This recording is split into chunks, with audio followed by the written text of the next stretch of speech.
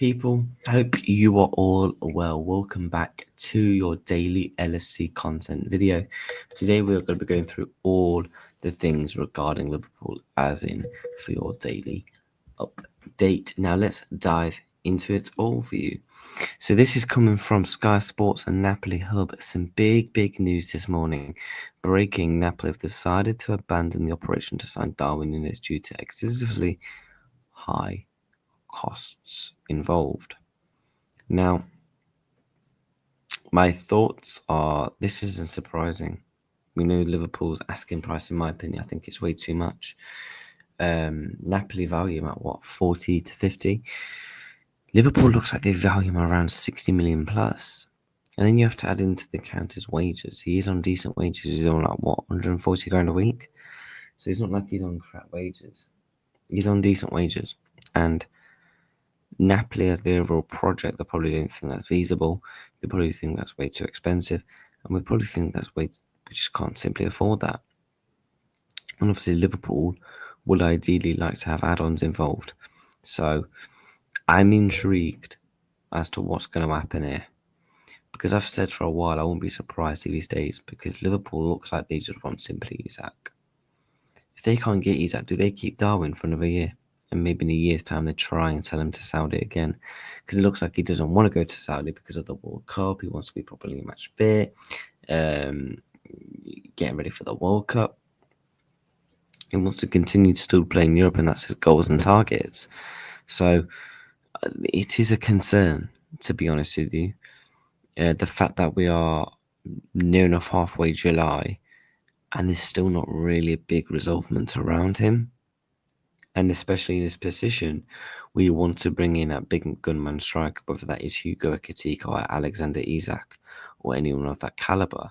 And the fact that we're nowhere near a resolvement of his situation is a bit of concern, because the reports are in the past couple of weeks that Liverpool are mainly focused on player sales before they dip back into the market. So we need the likes of Darwin Nunez, your Harvey Elliott's, your Costas Tsimikas, and your Federico Chiesas of this world that we're likely to sell, potentially Luis Diaz as well, to fund our transfer window again. So it is a bit of a concern, but we are going to have to wait and see how this develops. Do Napoli really pull out the race? Do Atletico Madrid pull back into the race?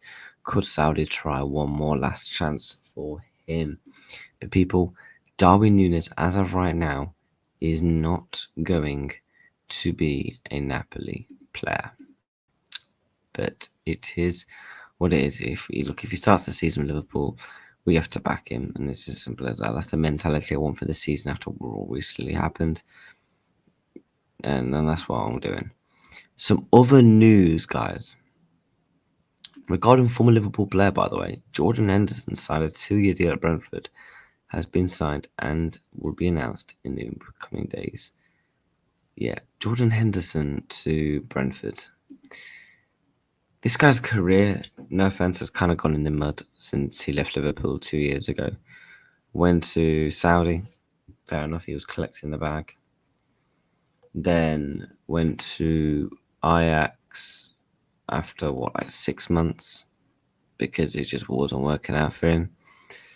Then he tried to get the move to Monaco, that collapsed in January, and now he's obviously went straight back to Ajax, and he's now at Brentford. This is clearly obviously the Norgard replacement. Jordan Henderson will obviously bring you, captain's experience, all the experiences out of Liverpool. I mean, I don't know how much they're paying off. I think it's a terminated contract, so I think it's effectively, a free transfer signing. I mean, for Brentford, you can't go wrong on a 2-year deal. I thought if he was to return to the Prem, he would go to Sunderland and end his career off there. I mean, to be fair to Hendo, he's still only, 35, so maybe in a year or two again, he could go to Sunderland for a season and then retire. Yeah, I think he could very much do that. Very, very much do that. But yeah, Jordan Henderson to Brentford. You would not have expected to have seen that. Other Liverpool news as well that we are going to be bringing up. This is a Florian Plettenberg update. Eintracht Frankfurt would like to keep Hugo Ekitike also to be well prepared for the Champions League. However, Eintracht Frankfurt are expecting offers this month.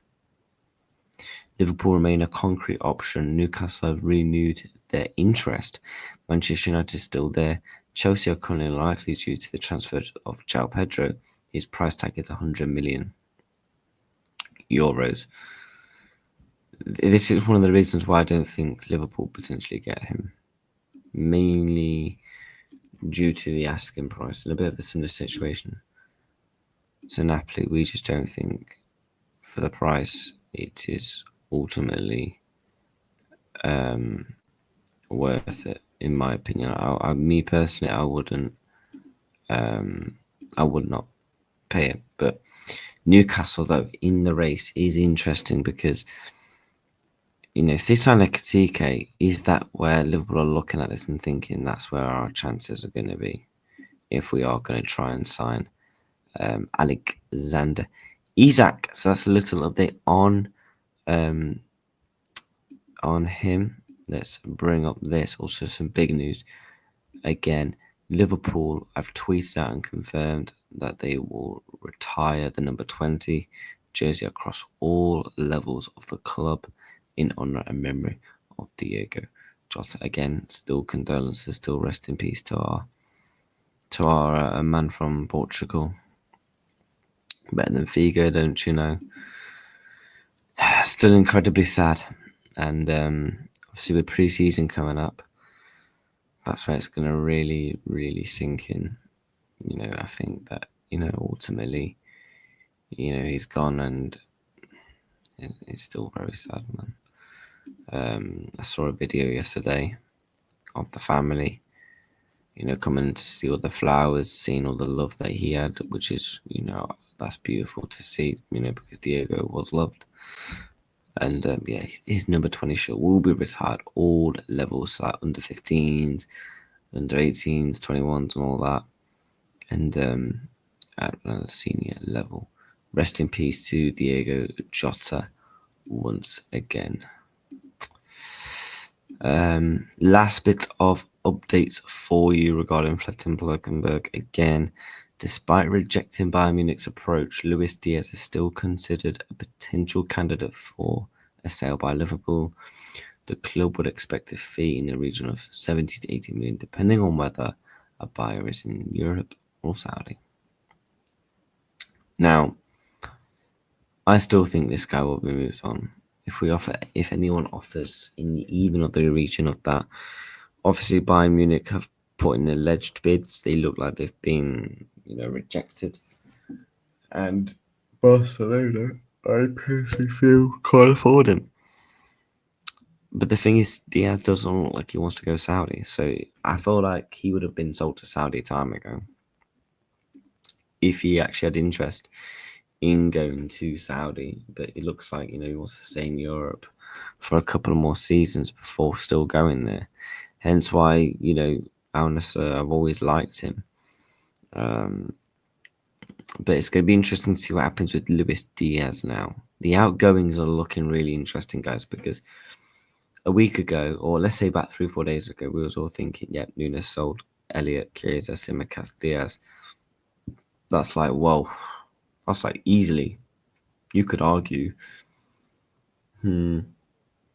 maybe like 100, another 150 mil. You probably argue Darwin 50, Diaz 60. That's like what, 110. Elliot probably about 40 mil. Tsimikas and Chiesa, that probably makes you about 30 mil. But the outgoings are going to be interesting to see how they do develop, guys. But people, if you are new to the channel, make sure you are smashing that like button and you are subscribing to the channel. Stay up to date with the latest Liverpool content, and not just Liverpool, football content overall. We don't just do Liverpool content. We do other clubs as well, talking about them when they do big transfer business. Now, people, take care. Enjoy your weekend. It's very hot here in the UK. I'm going to go and enjoy it. Take care. Goodbye. Up the Reds.